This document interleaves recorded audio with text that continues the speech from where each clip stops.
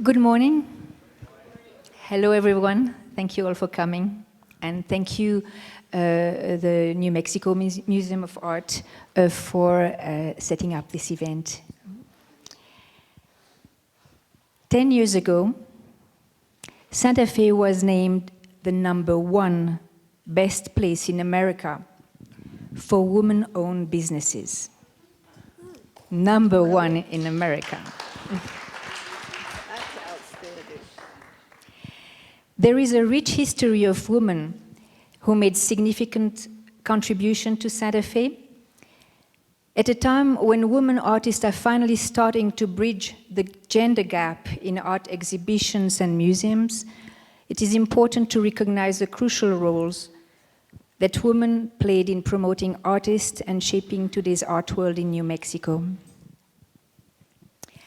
I'm Alina Borsa, co-owner and director of Pi Project Contemporary Art, and it is a true honor to moderate this panel with some of the most incredible women in Santa Fe and true inspirations, such as Linda Durham, Charlotte Jackson, and Janet Russek.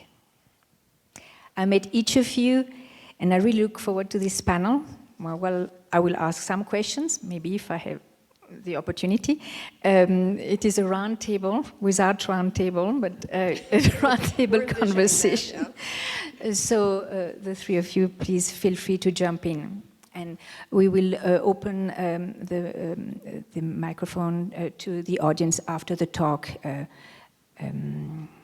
Once it will be passed around with a microphone. The title of today's event mentions the year 1970 to 2000.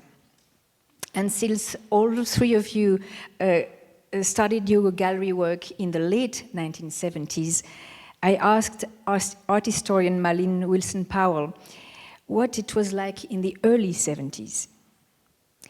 It turned out that there were not many galleries for abstract artists. Janet Lippincott, the famous modernist painter, had her studio and gallery on Canyon Road.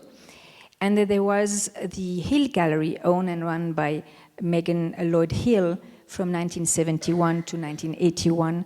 The Hill Gallery was very important in promoting new artists such as Bruce Nauman, Larry Bell, and John Connell. By the end of the 70s, 80s, there were several galleries representing contemporary art. And a lot of them were run by women, including Kathleen Peters, Elaine Horvich, Caroline Eason, and Arlene Llewellyn. And of course, our three panelists, Linda, Charlotte, and Janet.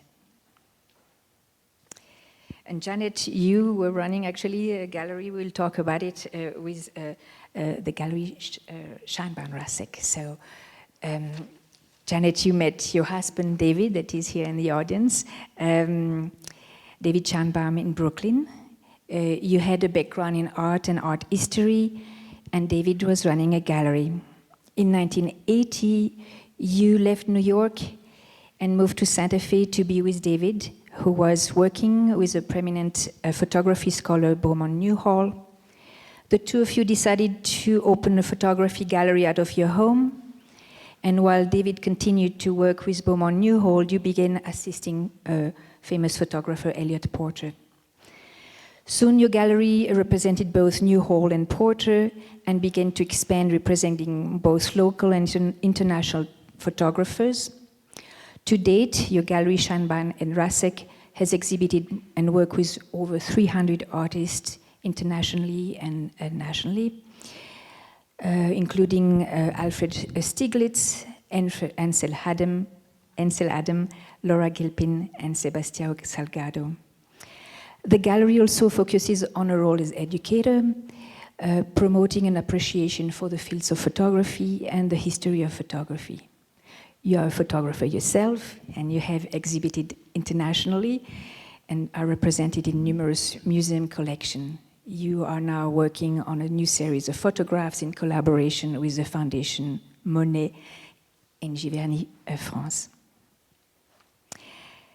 Charlotte Jackson, you grew up in New York. Actually, funny enough, the three of you came from New York.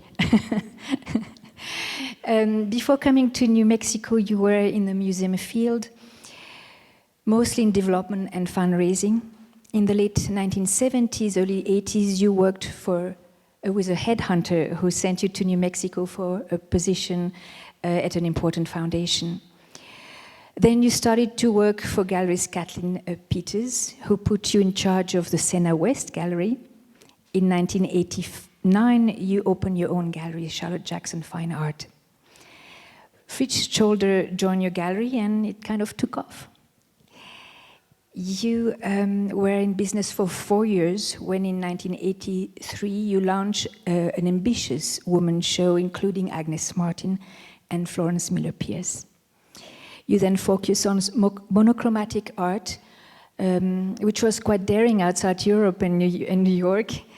In 1999, you took over the ownership of Art Santa Fe, the Santa Fe Art Fair, and ran it until 2007. In 2009, your gallery relocated in the rail yard, where your gallery has become known for its highly respected programs and specializes in monochrome, light and space, modernism and color field painting, and represents some of the brightest stars in contemporary art. I'm going to come to it, like my note about Linda. Linda, you were the first to come in New Mexico. You came in 1966 from New York with a background in entertainment and a love for rare books. You lived off the grid in Sirius for several years, and in 1978 you started working at Forest Fen Gallery. After a year, you left and decided to organize a traveling exhibition to Toronto with artworks from Luis Jimenez, Larry Bell, and even a few Georgia O'Keeffe paintings. When you came back, you opened your own gallery, first in your home and then on Canyon Road. You represented some of the most prominent contemporary artists in New Mexico, including Richard Hogan, Dana and Eugene Newman. Dana is here. Jim Harvard and Erica Wanamaker, who just had her show closing last month at Site Santa Fe, and among other artists, of course. After 30 years, you closed your gallery and created the Wonder Institute in 2013, a philanthropical organization and art consultation business. And you went on some fabulous adventures, including art after that, and we'll talk about it. So I will start with you, Linda. I'm going to ask a few questions. I'm going to come to it, so sorry. It's another page.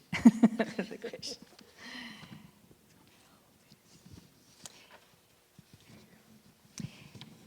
So since you were the first to come to New Mexico, of the panelists, what was the contemporary art scene in Santa Fe at the time, you know? Well, in the 60s, when I came here, I really wasn't looking at the contemporary visual art world. I was interested in theater, and there wasn't much theater here. I didn't use the term back then, but I was a hippie. And so life was different for me, and I was interested in life, in nature, and being in New Mexico, and in the people I met. And there were a lot of artists here who were my friends. They were making art, but they weren't showing in the gallery because, well, there really weren't any galleries showing very much contemporary work. But that was the beginning, and I really thought I was going to become a famous actor, but somehow it didn't work yet. And but it was just by luck that I began to be involved in the contemporary art world. And it never seemed like it was a profession for me. It was a passion. It was a passion that I was able to keep going for 33 years through what I call thin and thin.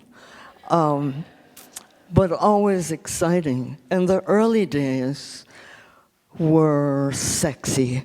That's what I think of those early days. And the early days in the gallery, when we had openings on Friday nights, that was a really big deal. It's different now. I don't know if it's more sophisticated, but everyone who came to the openings knew everyone. There were parties, and one could have wine. You didn't have to have a license. It was free. It was freedom back then, and wild. And I really want to hear from Janet and Charlotte before we go too far. Charlotte, I just wanted to, I wanted to ask you, so I'm going kind of in order, right? In a chronological order, but really that doesn't need to be there. You were not in the gallery field, so tell us about it. What happened? What happened? Life happened. No, I started out as a working artist and in ceramics and in New York, and worked with a wonderful woman who together we taught ceramics at Staten Island Community College. And she was a wonderful, wonderful artist. I wasn't so good. So I knew that was not my calling. And so I then started to move on and get involved with a museum. One of the things that I think for me in my life is that I have had some really wonderful mentors who have opened doors that I might never have thought of doing. And so I end up in New Mexico. I was on my way to Colorado and waiting for funding to come about in a museum. And Linda Sweet, who was the big museum headhunter at the time, said, "It'll be okay. Just do a little bit of time there. It'll be all right." This is in Taos. I show up in Taos in a sports car, a suit, stockings, and heels. And they're like, "Oh my God, what is this?" And it was Helen Blumenschein that really put me through my paces at the time, because she took one look at me and just kind of shook her head and said, "Get in my truck." And she took me out in the middle of out in the Arroyo Hondo somewhere. And she said, "Get out of the truck." And I'm in the stockings and the high heels and the suit. And she said, "Look around." And I did, and I'm thinking, what is this? And she says, "Okay." We get back in the truck, and she goes, "You'll do." So from there, I spent a year in Taos. It was a very interesting year, and working for the Kit Carson Memorial Foundation. And it was an eye-opener. I had not really been in the West before. I'd been East Coast, West Coast, but not kind of in between. And so it was a learning curve for me. At the end of my time there, I got a call from Katie Peters, and I didn't know her. I had been in Santa Fe. I knew of Linda's gallery because she was the famous queen bee in that big house on Canyon Road. She didn't know that. I did. Well, you didn't know I that. did. Yeah. And, but I mean, I really didn't know much about, I didn't really know anything about the gallery world at all. And she hired me to start a gallery called Cine Galleries West. There were two of us.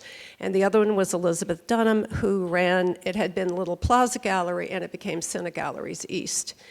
And that really was a great opportunity for me in terms of learning about the gallery business and sort of cutting my teeth on it. And she gave me a lot of free rein so that I was able to do and learn a lot of different things. So it started with Fritz Scholder, and he was the first artist really in that gallery. And I worked with him. He became a dear friend. And I also ended up working with a lot of the California artists, the light and space artists and other artists in California. And at the end of 4 years, Fritz said, you really need to start your own gallery. And I said, well, I don't know anything about that. He said, what do you think you've been doing? And so I started my gallery, and that was 36 years ago. So. Great thing for Santa Fe. Yeah. Yes, all of you. Janet, tell us, what was it like the first days, the first time in Santa Fe when you came, and what made you open the gallery, and what was it like for photography? Well, I have to say, I'm sorry.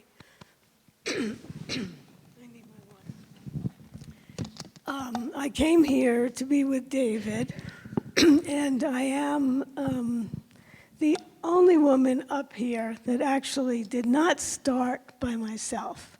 And I think that's really a very valid point. I had a partner, I still have a partner. My gallery is Scheinbaum and Russek, which is very, very different from you ladies who really struggled on your own.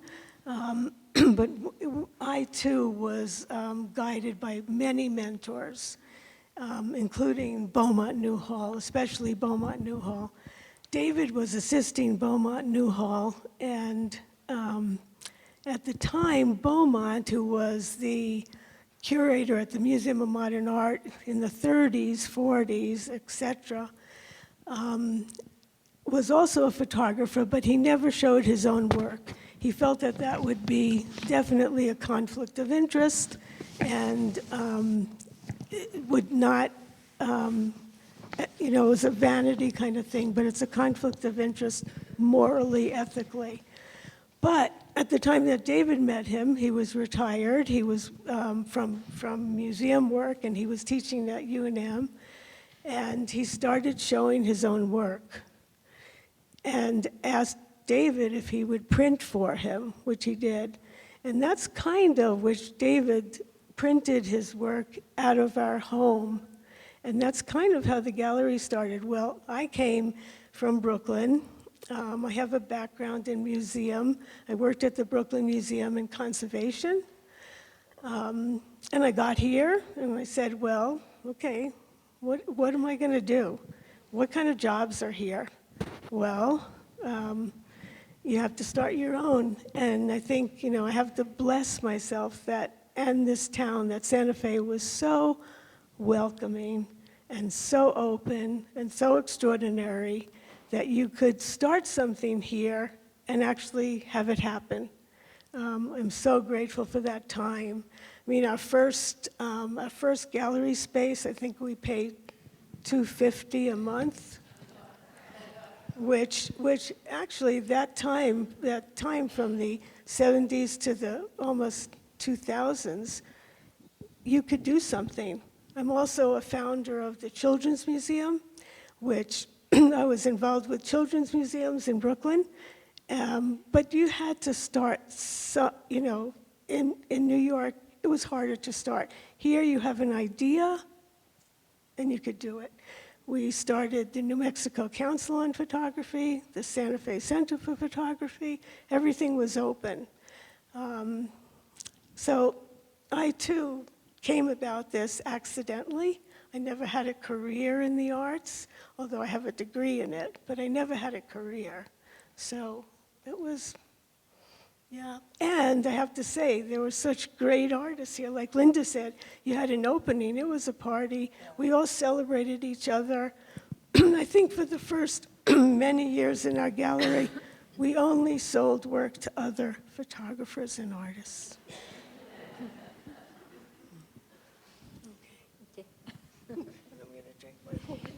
You know, the very beginning of my gallery, I just thought, wouldn't it be great to take the work of my friends to another place? I didn't have a gallery. I had gotten Forrest Fenn to show some contemporary art in one very short exhibition. But I thought, I love to travel, and maybe Forrest would let me take his work, the Taos founders and everyone, to other places. And he said no. And so I thought, when my 1 year I agreed to stay with Forrest for 1 year. I worked for $4.50 an hour. And at the end of my year, I asked for a raise for $6 an hour. And Forrest was out of town, but his director said, absolutely not. So I quit that day, and I thought, okay, I'll do it myself. I'll take a show on the road, and I'll get to travel. And I knew all these artists, and I thought I would take them to Europe, but I didn't know how. So I wanted to do something international. And that's how I came to think about Toronto. I heard that Toronto was a sophisticated place. I didn't know anyone there, but I knew someone who knew someone. And I bought a ticket to Toronto, and I assembled a notebook of miscellaneous slides. Remember slides? And people's invitations and outdated brochures. And I put it together and went to Toronto. And Ford Ruthling was around at the time, and he knew someone who was a designer in Toronto. So I went there with my notebook, and the designer I said, I'm looking for a venue. Maybe I didn't know the word venue. I might have said, I'm looking for a place to show art. And they said, oh, well, you should speak with a person who is working for a man named William Louis Dreyfus. And he's building a big center, and maybe there'd be a place there. So I met with this woman who introduced me to William Louis Dreyfus, who said, you can use this 5,000 square foot space, and it's unfinished, but we'll fix it for you. And so I said, that's great. And I came back to Santa Fe, and I went to the bank, and I said, I'm going to do a show in Toronto. I need to borrow some money. And I told him all about it.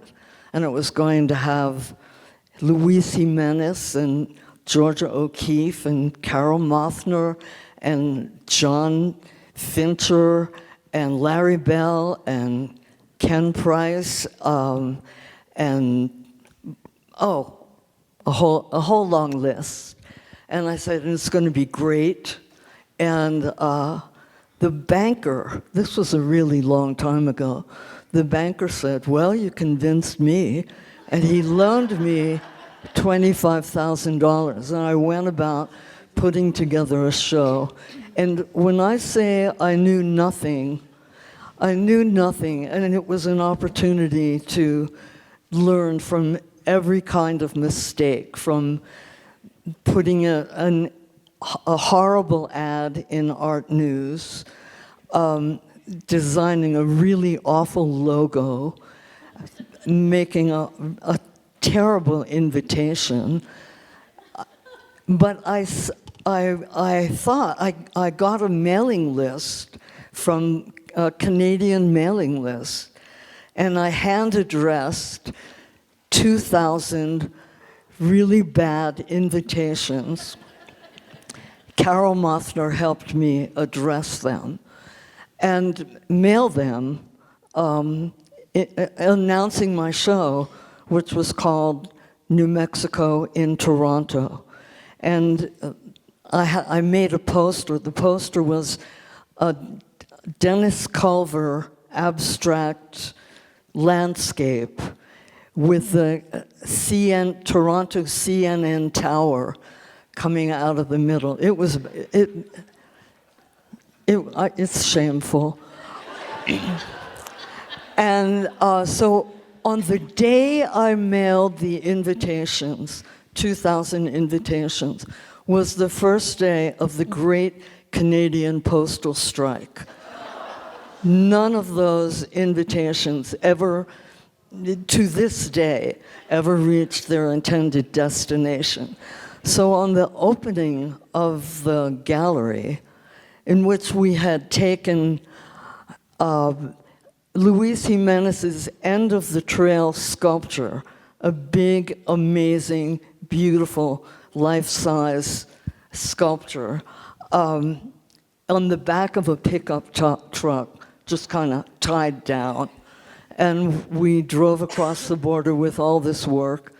I had 2 Georgia O'Keeffes, one a red pepper that one could have bought for $35,000 in oil, beautiful oil, and then a big flower from a private collection.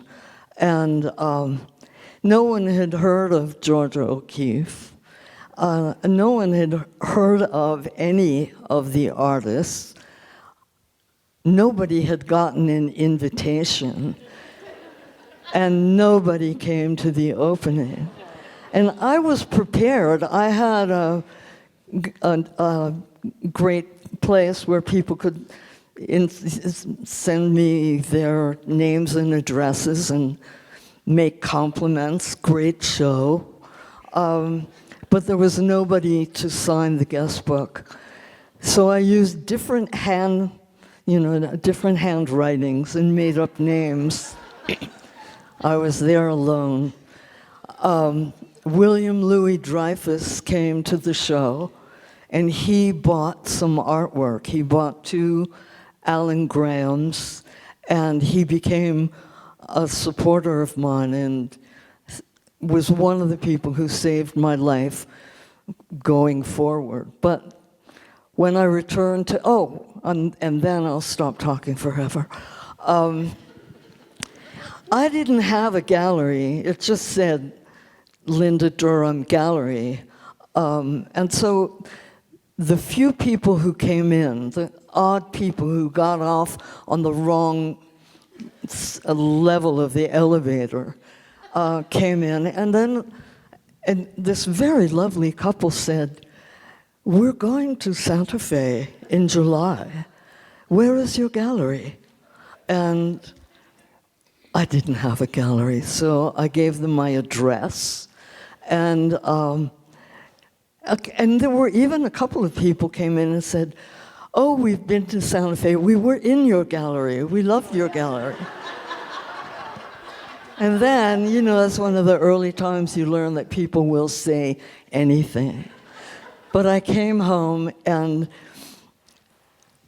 the good luck that happened for me is that there were great artists in that show, and they put my name on their resumes.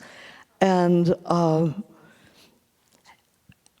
it took me a long time to know what I was doing, but I owe all of it to having listened to people who knew, and those people were artists. And I owe everything about being able to start and being able to continue to the kindness of artists who said, "Do it like this. try that. Don't go there. And pretty soon, it all became natural for me. But it took a couple of years or decades. That was a daring thing to do. But you know, I saw on the internet, a video where artists and even gallerists were given an exercise to say 4 words about you, and it was quite interesting. The word integrity, but also daring was came very often. One thing that you did that was very daring, Charlotte, was to go from contemporary art to very minimal art. Would you talk about it? Yeah, the monochrome years, which were great. I met, when I had the first gallery, when I first opened the gallery, it was on the 2nd floor. It was about maybe 500 square feet on the 2nd floor of the Merrill Lynch building on Marcy Street, the other end. And the first show that I did there was Fritz Scholder. And then I moved into Antonio Tapias. That's a story for another day. But, and I started to grow from there. I mean, I really just had to learn, because I really didn't kind of, even though I had been doing it for Katie Peters, it was different when it's your own. And I think that does make a difference overall. But as the gallery grew, as I mentioned, I've had great mentors along the way. And my husband and I were building a house, and we were living in town, and our neighbors were in the process of doing the same thing. And their name was Natalie and Irving Foreman, and they were from Chicago. Irving had been a cardiologist there, and they were phenomenal collectors. Who knew that there were Albers and Ed Reinhardt? I mean, all of this incredible art next door to me. I mean, they bought the first Bryce Marden graphite drawing. So they came into the gallery, and we had started to talk, and by we just really became close friends. And the show called 3 Women, which was Agnes Martin, Florence Pierce, and Mala Brewer, really opened my eyes to a body of work that I really responded to. And they were responding to it as well, and together we kind of stumbled into the work of what is referred to as the radical painters. Lily Way was a curator and teacher at Williams College. She did a show called Radical Painting, which included Joe Marioni, Phil Sims, Marcia Hafif, Olivier Mosé, David Reed at the time. So there was a whole group of these artists that were doing monochromatic work. And I became really fascinated, and I was very excited. I wanted to meet Lily Way, and we traveled to New York. We met her, and we just started traveling all over the world together and looking at monochromatic painters, a lot in Europe, because that was not an unusual kind of work to see in Europe at the time. In my gallery, which had then moved from downstairs in the Merrill Lynch building to down the street here, right behind us here on Marcy, the other end across from the convention center, is when I really started doing only monochromatic work. And people would say to me, "How do you make a living at that?" And I go, not much. But it was a passion, and I became really involved with it and very interested. And I was the only gallery in the United States that actually specialized in that. There was a gallery in New York and a gallery in Los Angeles that did some of it because they were selling to the Panza collection, Dr. and Mrs. Panza, who I later met and was able to work with them as well.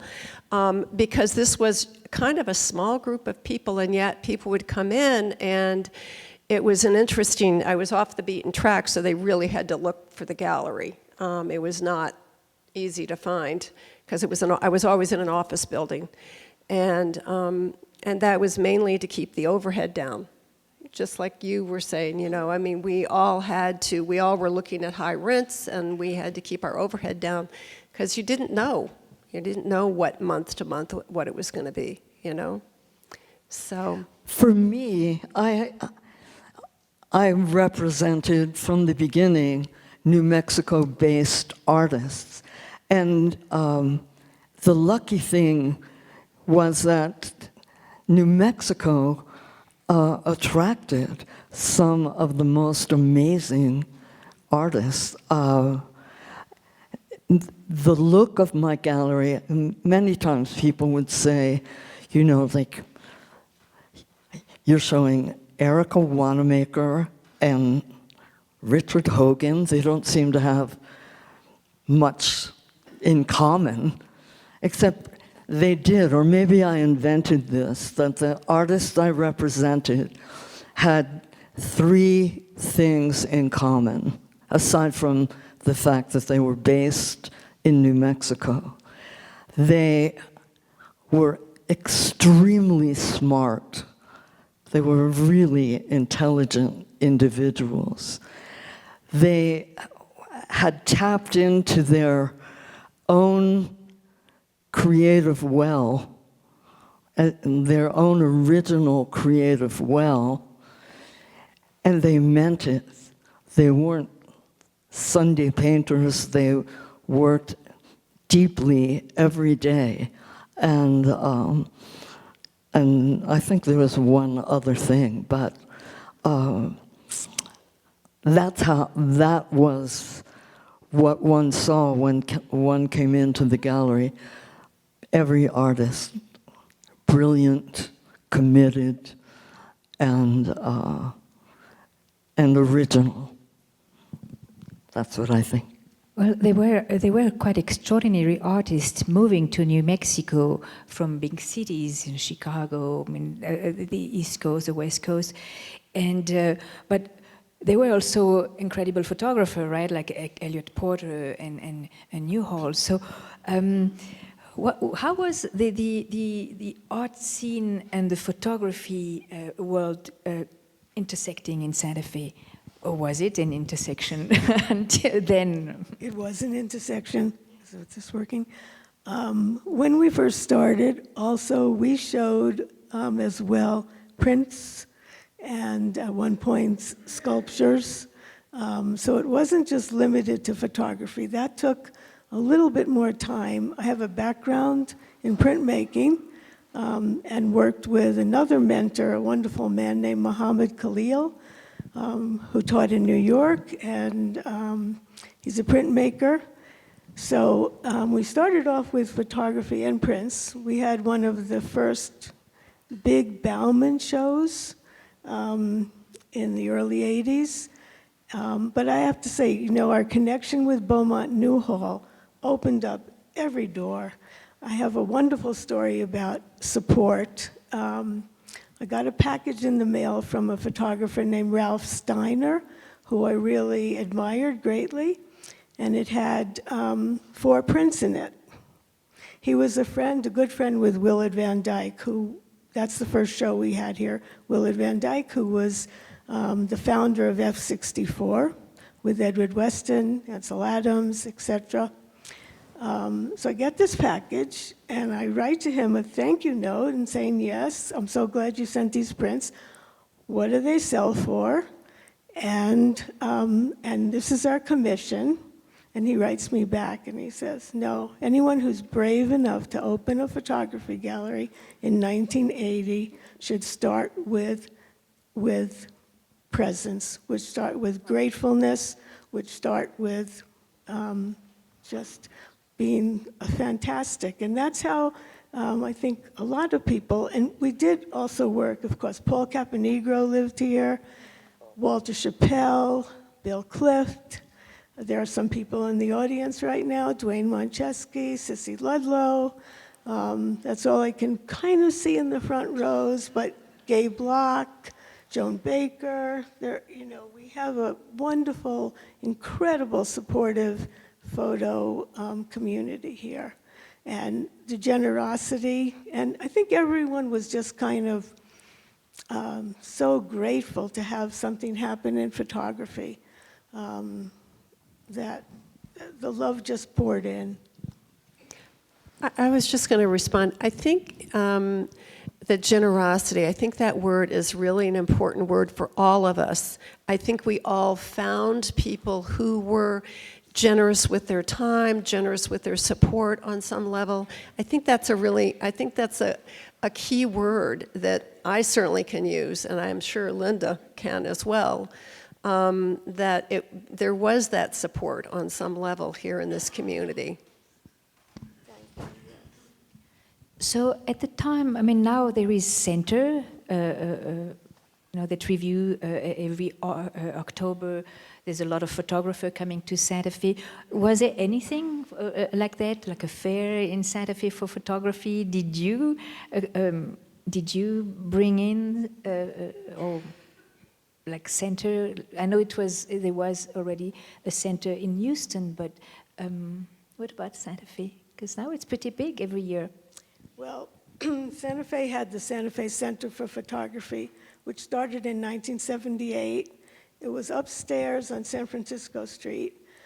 There was a wonderful man in town who paid the rent. I think it was $100 a month, and he sat the gallery.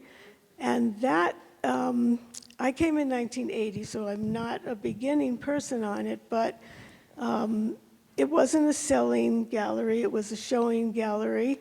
There was a committee that chose maybe 8 shows a year, some international, some from here. It was a member supported, but there was really no dues or anything, but there was a lot of interest. And I can say it was very small, and I think it kind of ended in 87 or 89. It still went on for a while, but but that was to show work. It wasn't really, we talk about Center now, who runs these portfolio reviews every year, and that's why hundreds of people come here every October to show their portfolios and to have access to curators, photographers, publishers, museum people, and it really expanded into something incredible, which started, okay, I have to backtrack. I was on the Visual Arts Advisory Council at the College of Santa Fe, and I am kind of the one person who started the portfolio reviews for the first many years. And again, generosity. It was only open to kind of New Mexico, but every curator from every museum in the state came and reviewed the portfolios for free. Everyone came with galleries, etc. We charged $25 a review or $50 for 3. And we actually raised enough money to give out a pretty substantial grant at the end of it. That was modeled on the Houston Center for Photography, which started portfolio reviews in the world of photography. They were really the first, run by 2 amazing people, and it's still going on today. It's the biggest portfolio review and the most, I still say today, if you want to get anywhere in your career, you've got to do the reviews. They're the most beneficial. So that started, and then luckily, the center came in and took that over and made it much more international and incredible, and now I'll just give them kudos. They bring in people from all over the world, photographers and curators, to review portfolios. So there's a big interest in it. Linda, did you show any photography at some time? I did, and I also was a reviewer for a couple of years, and it was exciting and fun.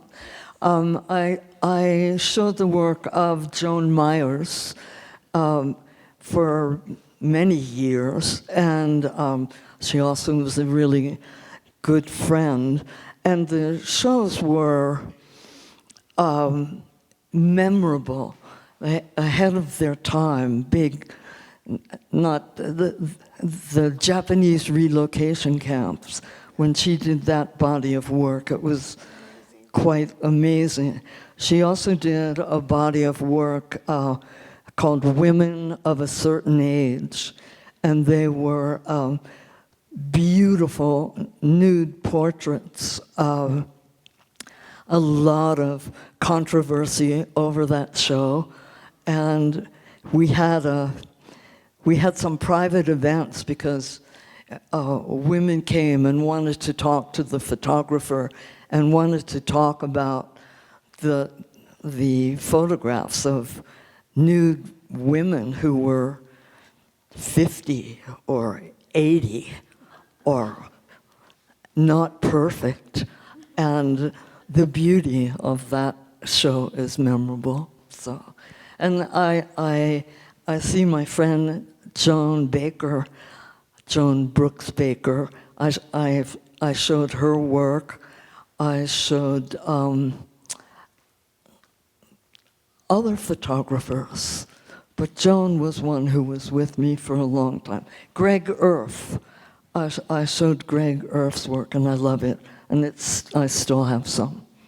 I think, did you show Ralph Eugene Meatyard at one point? Excuse me? Did you show Ralph Eugene Meatyard at one point? I think I can't hear you. no, okay. Ralph Eugene Meatyard? No. Oh, one show. I did one show Yes. of that work. Yes. Yeah. Yes. And it was a benefit. It was a benefit for the monastery. Yeah. Okay, I'm not sure what you mean, but Well, I just wanted to say this year in Santa Fe for in the coming, no, this year, 25, for contemporary art is really exciting. And I know we're covering the 70s to 2000, but I feel like all the work that you as gallerists have done for all this time is so bearing fruit, and like Erica Wanamaker that, you know, started with you, then was one of the earliest, youngest artists on the Armory show in 77, and now she's at Site Santa Fe. I wanted to go back a little bit, to go to Site Santa Fe, because for a lot of people in the art, like me, this summer is very exciting. So, Charlotte, can you tell us, or how did it all start with Site? You were there at the time, right?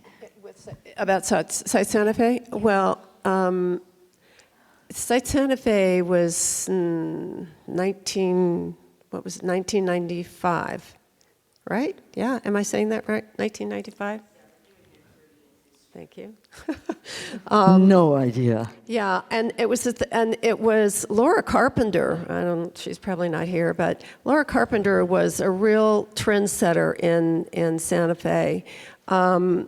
And she had a very sophisticated gallery. She was bringing in, you know, Para Kirkby. I mean, she was bringing in major artists from Europe and all over, and doing these really spectacular shows in this building that she had rehabbed on Reed. And it's my understanding that she really was one of the founders of Site Santa Fe, and at the same time, she also founded Art Santa Fe. And Art Santa Fe she brought all of her friends from New York. They did the first one in La Posada. I don't know if anybody remembers that, but in all the rooms in La Posada, because those first fairs, hotel fairs, were started in the Gramercy in New York, the Gramercy Hotel. So and Linda, you were in there. You had I was in that show. The fish.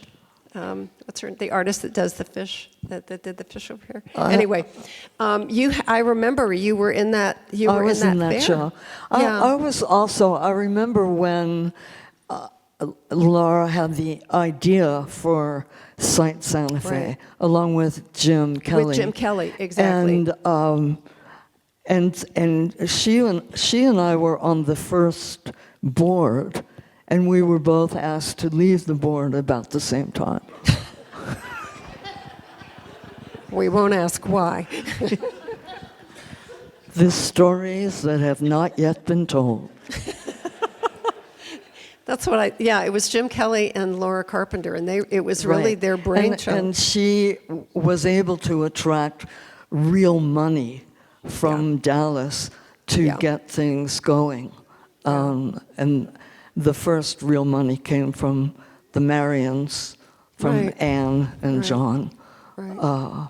And I remember when she said, you know, she had some people who would give, like, I think it was $10 million, which sounded like 10 million times more than what I could have imagined.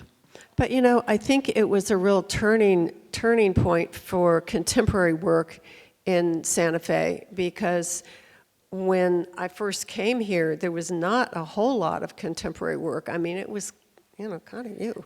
It was spotty. Yeah, It was spotty, here, yeah. but, And yeah. so, and it started to grow and grow, and I think that was one of your questions was, you know, that it did manifest eventually, but I also think that Site Santa Fe was a major player in changing that, because some of those early exhibitions and those early curators were phenomenal. And so I think that really added to what we see now as the contemporary and people around the world paying attention to Santa Fe. And remember the Santa Fe Festival of the Arts? Oh yeah, that was before my time. Yeah, and Philip Morris sponsored it, and the show also went to the Smithsonian, I think, after it was here. Yeah. I just got a present from someone, the first poster of all the artists together. Do you have that? Do you know that image? Oh, yes. It's I remember fantastic. that. So fantastic. So these are just memories. Yeah, right.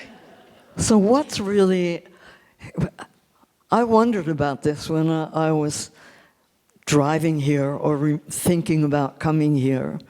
Like, we have so much to say, and the topic is so broad that, you know, I see this massive audience out there, and I wonder, like, what should we be saying that they want to know about? They probably know more than we do. I don't know. There's a good chance I know a lot of people that do out I there. wonder if they have burning questions. Yeah.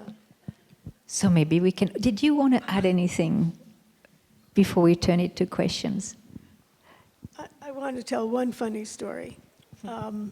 Alina asked me about what happened at your gallery that couldn't happen anywhere else in the world. And of course, it's not true that this couldn't happen anywhere else in the world, but a lot of artists are very shy and introverted. And I love the signs that are coming out now at all our protests. You know it's bad when the introverts are out, you know. But we had a major show for a major artist who probably would say, I would say he shot himself in the foot most of his life, as he couldn't be really an outside figure. He was totally an introvert. So we have this show. There's hundreds of people gathering to see him, to meet him, etc. He's not showing up. About an hour into it, and of course we're freaking out, someone comes into the gallery and said, he's outside in the car and he's a little intimidated to come in. And he dropped acid about an hour ago. And he would like you to come and get him and take him to the back room.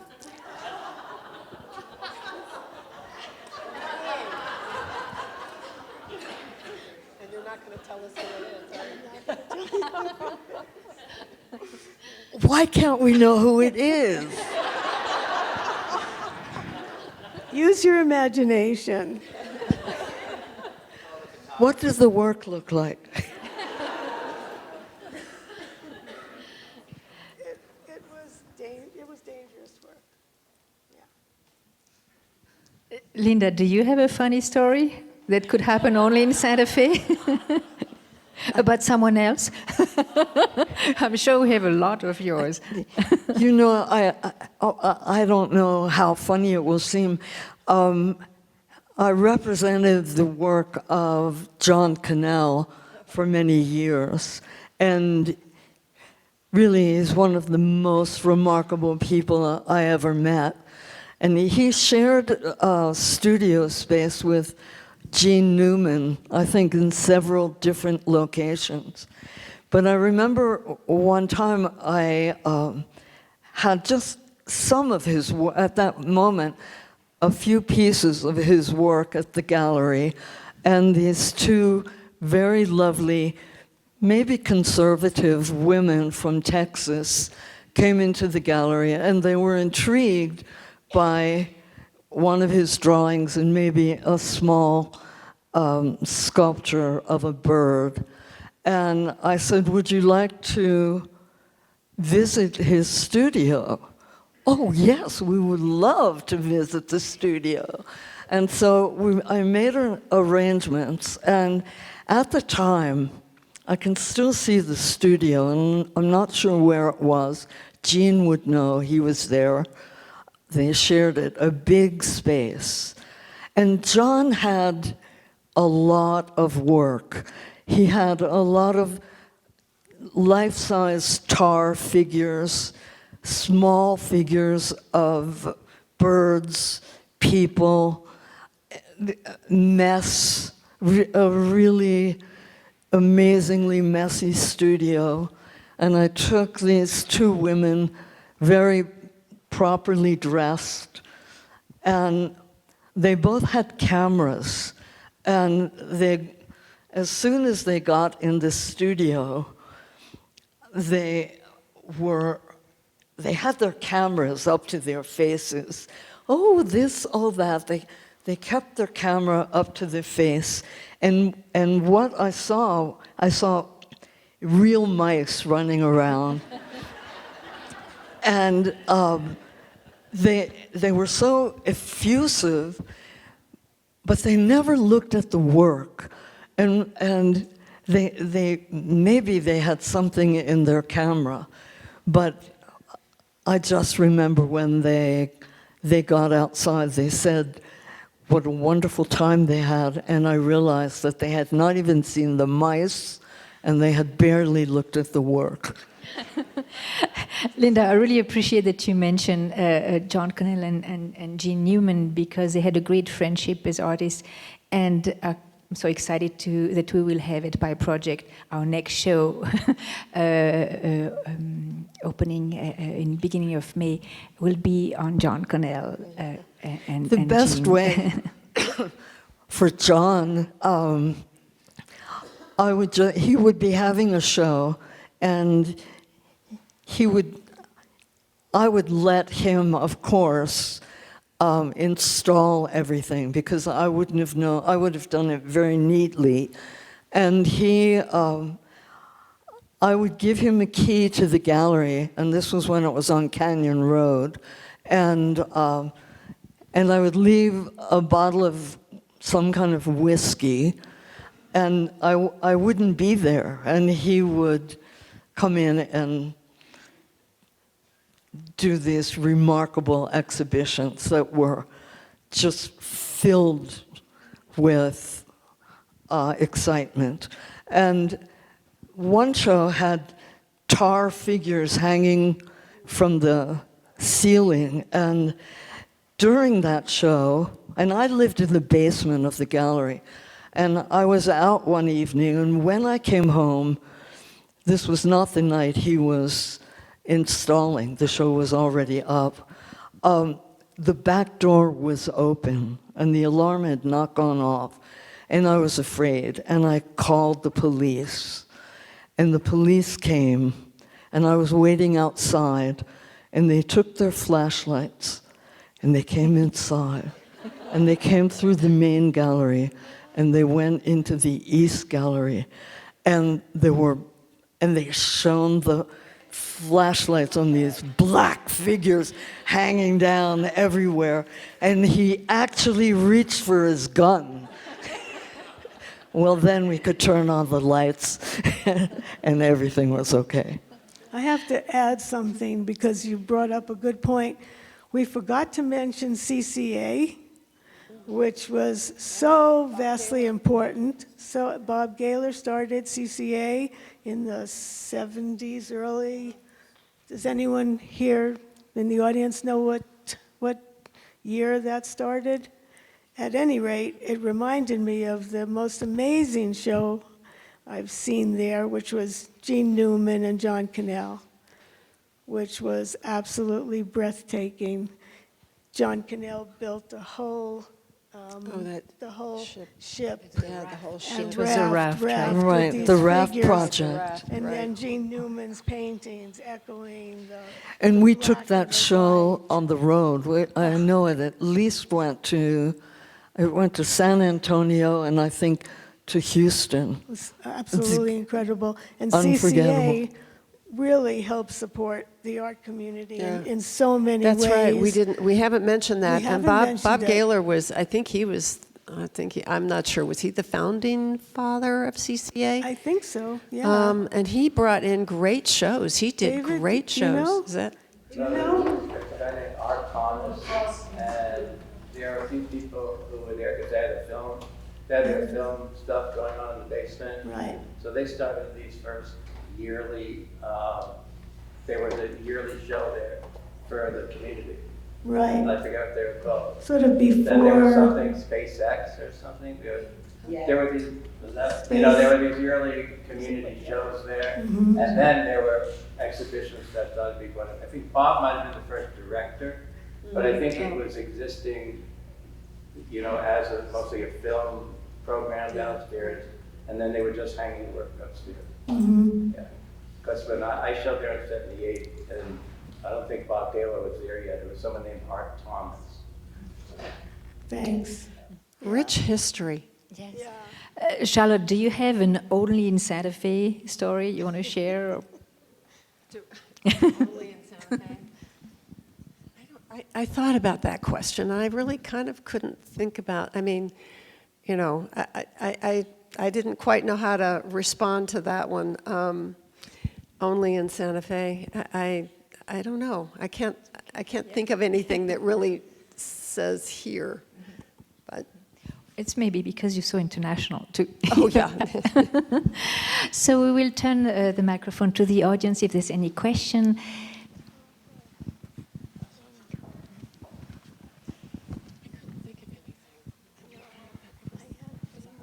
Questions?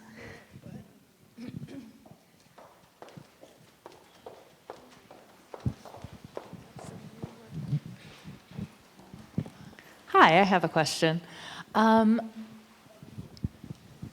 You all spent a lot of time talking about, luck and also how different everything was, when I think really after luck you all were just kind of just going for it and taking what's yours in a lot of ways. So thank you for paving the way for so many women working in the arts. But times, as you also addressed, times are very different now. And what advice do you have for young women, young non-binary folks who are looking to kind of create their own path in this world in a very different economy and a very different time? What would you say to someone that wants to start their own space, that wants to work closely with artists? Yeah, that's what I got.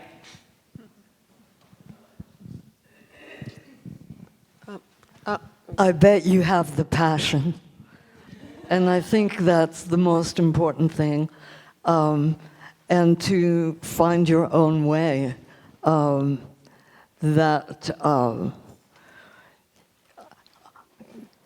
identify kind of what you want to do and be willing to just say it out loud and do your own. It's a very different world right now. And you're a creative person, and you may be able to learn something from, like, old people like me, but not enough. You'll learn the most from the current situation. It's not the same. What is the same is having the passion and the willingness to keep on keeping on. It's not very exciting, but I think that's it. I would also say that to think about the kind of program that you see and the kind of people that you want to work with. The gallery business, the art business, it's a business.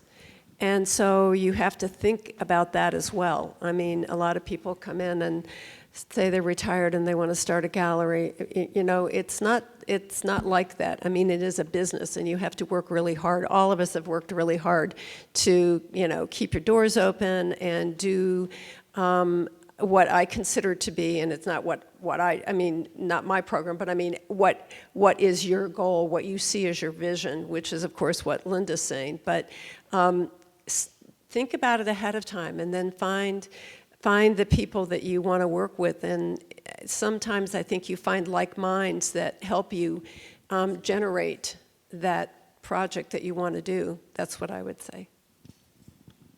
Yeah, Linda mentioned that going to the bank here. Yeah, I mean, that's amazing, but I think you have to have support from your friends and family, which is, I think it's essential that someone there is to mentor you, someone helped you. We all had help from other people. And to build that circle of trust, and then there's perseverance. And then, you know, I said to myself, well, I don't know what else to do, so I better do this. There's a great Goethe couplet that I had printed out, and I still have it around. Whatever you can. Oh no, I'm not going to be able to give it to you. Exactly. Whatever you can do or dream you can, begin it. Boldness has genius, power, and magic in it. So if you have the boldness, maybe the genius, the power, and the magic will support you. Because I know it's a business. At the time, the 33 years I had my gallery, I didn't realize it was a business. And the financial results of my time will prove that I did not know I was in business. But what I did was I created a life for myself that I wouldn't trade for anything, because I took risks, I did it wrong, I took out ads when I couldn't afford them, I committed to going to Arco in Spain and taking my staff and finding a way to ship work there and to Germany and to all the art fairs when I just fortunately had a couple of credit cards, you know. And the money was always an issue for me because I didn't know about business. But because I didn't know about business, I never knew enough to see that I was, you know, not really making it. And so I continued. And I acted as if it would all work out. And it did. So. And Joan Baker, one time when I was really having a hard time, actually wrote me a check that kept me going. And that happened for me several times, so she wasn't a stranger, but I relied upon her. Other questions? I just want to add that it was in 1974 that when women could get their own credit cards, so just to put it in perspective. So good for you. I saw some hands further up front.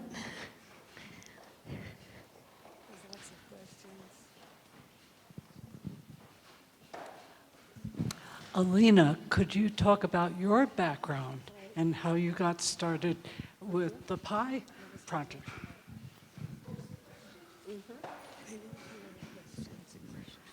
She asked Alina to speak about her work.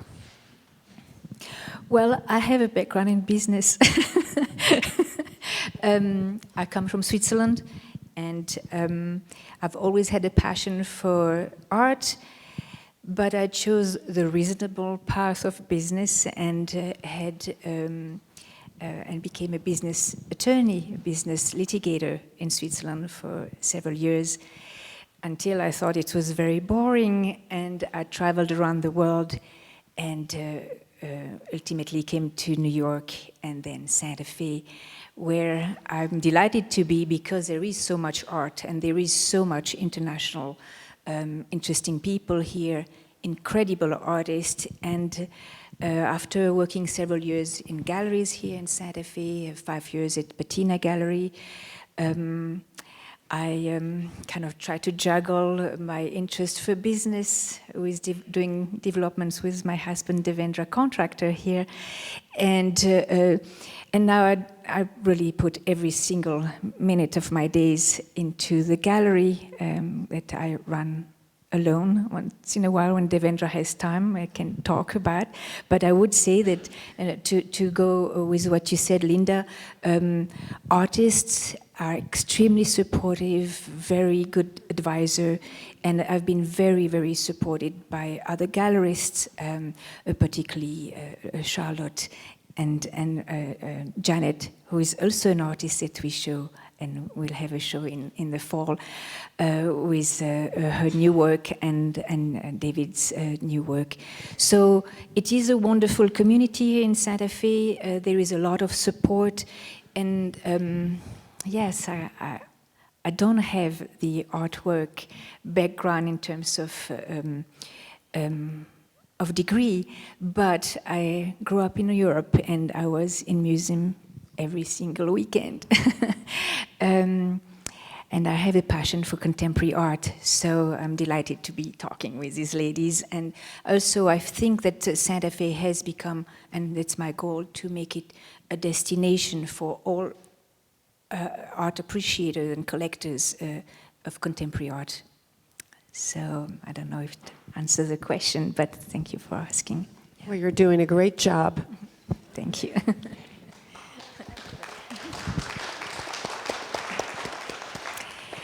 I think we're getting close. Unless there's another question, I might just mention. Oh, you had another question, yes? Yeah. I've been in this business a very long time. The world has changed, and I don't even mean right now because we can't even talk about it, so awful. But how has the art business changed in terms of dealers and customers? You know, let's say not now, because to talk about it now is too unique. But before that, let's take the last, when you first started up till into the 2000s. How did did the customer change? Who changed? What changed? I think for me, from what I see, is I think that art became, globally became much more available to people, and so you see more and more people who were buying it. You see collectors who are serious collectors. Then there are the people that come into the gallery and they love something and they really can't quite afford to buy it, and so they begin to start, maybe with, I'm sure you all have had time payments, but I mean, you start that, and I think at least in the last 15, 20 years, I would say, more and more people have become aware that they can own art, they can live with it, it can be something that is special to them. And whereas when I started out, that wasn't necessarily the case, and you may address that, Linda, but for me, I didn't see that. Of course, I had a weird program, but you know, I think more and more people in this, particularly in the last 10, 15 years, people are collecting and they're putting collections together, and that lots of people can have art. It's not just people who can afford it, but lots of people can. And I think, to me, we're seeing, unfortunately, that is not happening now. So in the last, you know, since, I would say since COVID maybe, there's a change in the market. And I think a lot of that has to do with the people that I love selling to, who are first-time buyers, who are just excited about something. They're not so active right now, and clearly not now. So I think things have changed in that temperature, and auctions have also been something that have been, they're great on some level. I'm not going to say that auctions aren't good, they are. They're a great education, but they also are stepping in, excuse me, and opening galleries themselves in their spaces. So there's a lot of, there's probably maybe more competition, I would say, in terms of galleries and the art market than there were in the early years, or at least what I remember of the early years. I don't know if you want to address that, Linda, or not. Or Janet? I'm kind of glad you mentioned that. I'm glad you mentioned that about the auction houses. Yeah. I've always been, my daughter worked at Sotheby's for many years in the photo department. The big auction houses are now creating gallery spaces, which is wonderful. We have a dear friend, Darius Hines, who's the head of Christie's. And this, I think this goes back to the original question, is photography and art? We, from the very beginning, had to do a lot of education, and we still do a lot of education. Even, and I'll bring this point up in front of the museum, which I love, and I have supported from the day I moved here. In fact, I volunteered to mat the collection in 1980. And worked with Steve Yates on that, had that skill. But Darius is now putting photography into the regular contemporary sales and getting it to a wider audience and actually selling it at prices that we would never even conceive of. And having the work in those sales now integrated, I mean, and then I started by saying something I want to say to the museum, because the museum has Friends of Contemporary Art, FOCA, and P, photography. I think photography definitely deserves to be in the contemporary art world. We are contemporary. Actually, in the world of photography, photography has boomed now. I mean, there was one time when people said, well, painting is dead when photography came in. Of course, that's not true at all. But photography is now being included in the auction houses in different sales, not just a focus on photography. And I'm so grateful for that happening. Just listening to the three fabulous women to my left lets me know that I'm from a different era. And I closed my gallery in 2011. And so my main gallery information and ideas and points of view and experience and history, all kind of dated now. but I have a new feeling about art and the art world because, you know, I'm still collecting, and I've always also collected art. There was a time when I had to sell almost everything I had collected, but I'm collecting again. And I remember, Charlotte, I bought a Fritz shoulder from you. Yes, at an opening, and I didn't get it from you, but I recently bought a Paul Caponegro, right? And I just bought, yes, right. I just bought a Ben Dallas, and I bought a few things from, yeah, so because my heart, my soul still wants to be connected to the art world, if not the art business world. And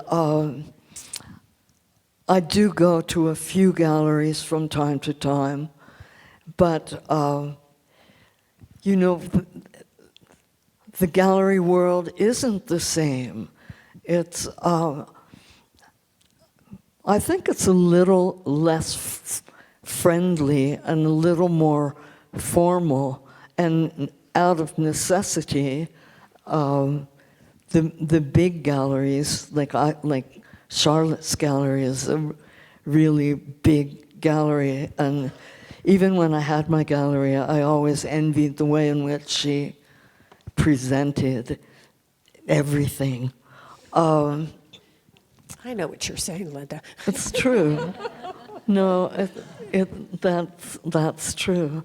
And I like the small galleries, and I like that artists are having real shows, doing it right, making their studios available, fixing things. There's so many artists doing great work, and there aren't really enough formal venues. So again, it's a challenge and an opportunity. Given that I'm doing this great work, and given that I want it to be seen, and I want people to buy it, what can I do? And the answer to that your personal answer might not be a traditional gallery. It might be joining with friends, or it might be doing something on your own, or opening your own gallery. All the opportunities are still out there. It's just you gotta get a gimmick.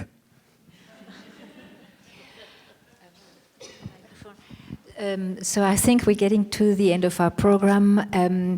Thank you all for coming. I also would like to mention that this panel is taking place during the exhibition Off-Center New Mexico Art 1970-2000 that is on view at the museum, the New Mexico Museum of Art Vladimir Contemporary until May 18. So if you haven't seen the show, the last thematic groupings are up until, as I said, May 18. So please go to the rail yard and go see the show. And a lot of our favorite artists and our stars that you represented, that all of three of you represented, have been included in this show. That was really a great show from the museum. So thank you all for coming. Thank you. Thank you.